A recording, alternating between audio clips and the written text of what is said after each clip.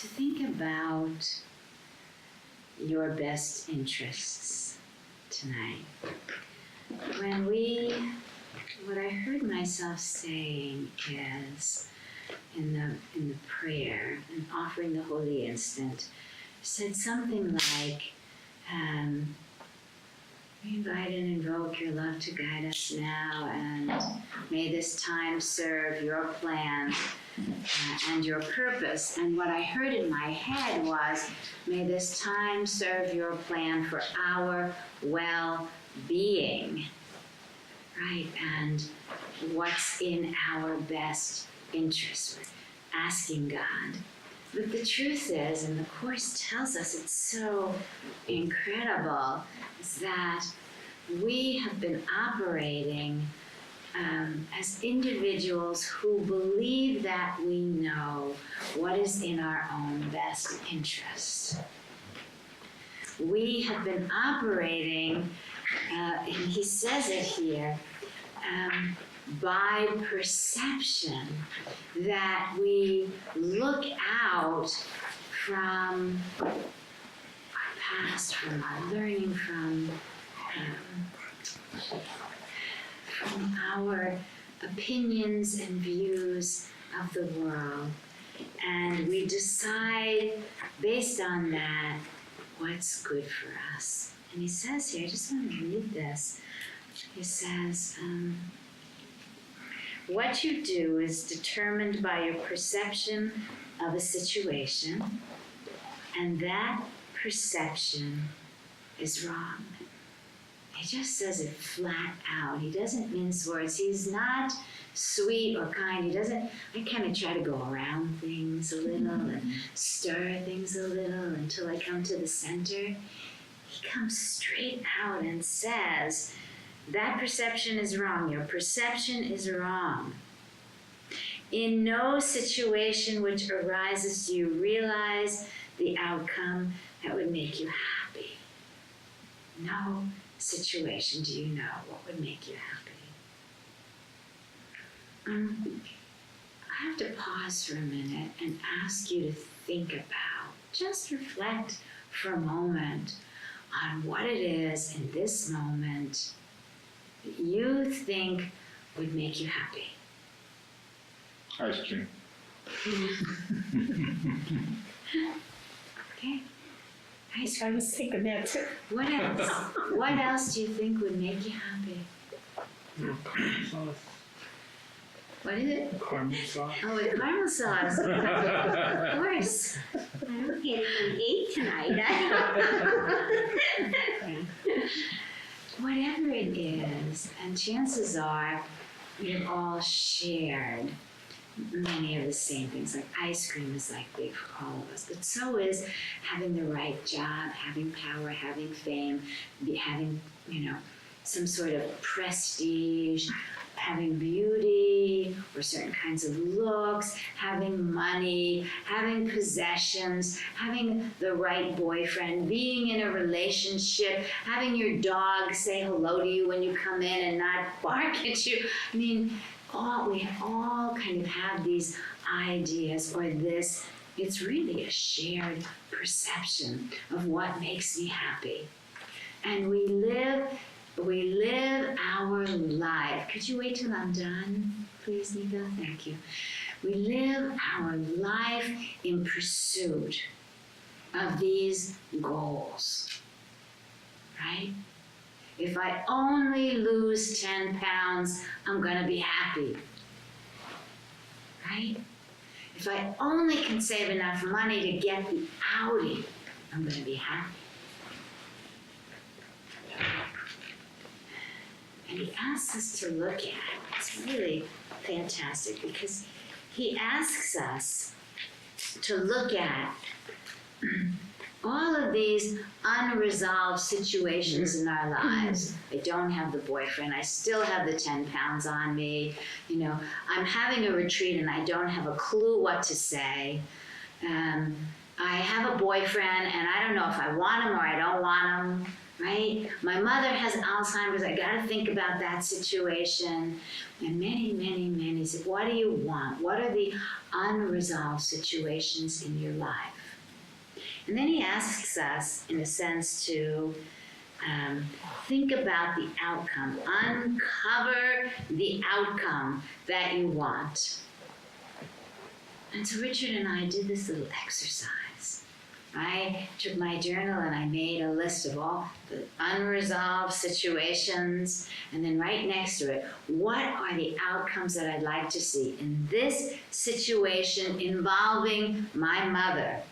I would like blank to happen and blank to happen, right? And what we found, what I found, I'll let Richard speak for himself, is that there was not this simple, clear-cut thing. Oh, my mother has Alzheimer's. I would like her to live a happy, long life and be healthy and get well again. That was a piece of it. The other piece of it is, I'd like my mother to die. I'd like her to be through this suffering. I'd like to end this for everybody. Oh, I want my mother to be happy, and I want my mother to have the best care, and I want my mother to live as long as she can possibly live, and I want my mother to die because I can't stand it, because my mother has Alzheimer's, because I'm obligated and responsible and have to pay the bills. Here is this mind, right? Crazy, dualistic mind of humanity. And he says, what you want is not in your own best interest. When you see it so plainly like that, you know that you're dealing or operating with the level of small mind, the level of mortal mind, the mind that doesn't have the answer, that could never solve the puzzle of your joy, your completion, your happiness, your fulfillment, the answer to any problem. He says earlier in the Course somewhere, the answer to the problem is not ever at the level of the problem. And the level of the problem is always my stinking thinking. I try to think my way to my happiness, to what's best for me. And all along, and especially these beautiful first 23 lessons of the Course, what is he asking us to do? Drop your meanings. Know nothing. Right? Understand that what you think is true is not true. We know these lessons, right? I see nothing as it is now. My thoughts do not mean anything. My meaningless thoughts are showing me a meaningless world, right? I'm upset because I see a meaningless world. I see no neutral things, right? On and on and on until we get here. And then he tells us, given all of that, he helps us to understand that we don't have a clue. We don't have a clue, and it takes a bit of humility to sit with Jesus and say, you're right, I don't have a clue. You be in charge. And the lessons that come from this one are lessons which invite us to trust the voice for love, the Holy Spirit, are lessons which continue to be lessons of undoing my stinking thinking about what I want, and to allow God to give me the good, the holy, the beautiful, the love, which is my only true desire.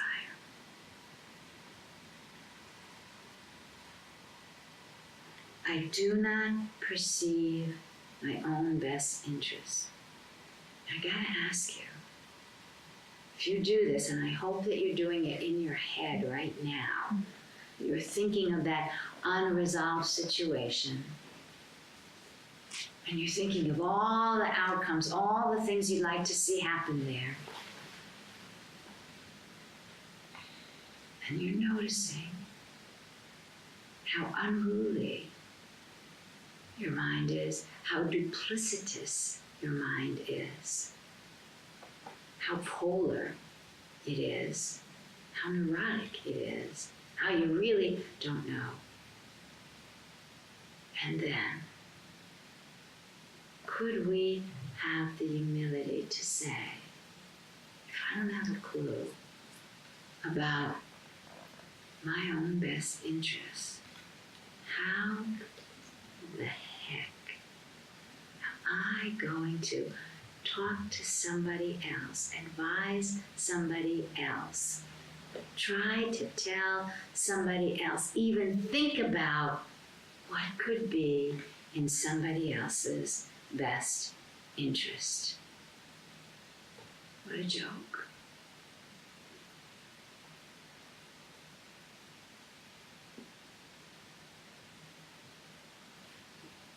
Maybe Alzheimer's is in my mother's best interest.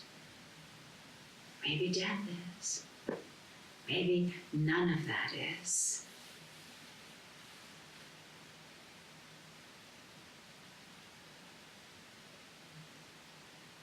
I do not know what anything is for. This is alike. We have been handed a rope, right? Jeshua has given us the rope. In the dark, we're blinded. We're so blind that we're identified with that darkness, and we think that it is light. We think it's where we live. We think it's our vitality. And so he gives us a lesson, and the lesson's like a rope. And he says, one hand after another, you walk through the dark with me. And I am gently pulling the rope, blind. And we don't even know the extent of our hypnosis and our blindness. When we do a lesson like this, it's just a little clue, a little glimpse.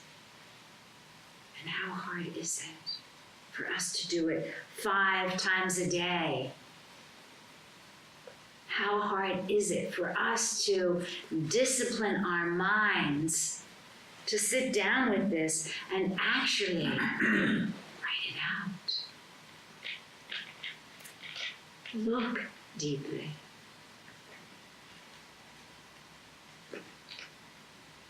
I'm holding on to that rope with all the strength that I have. Yeah.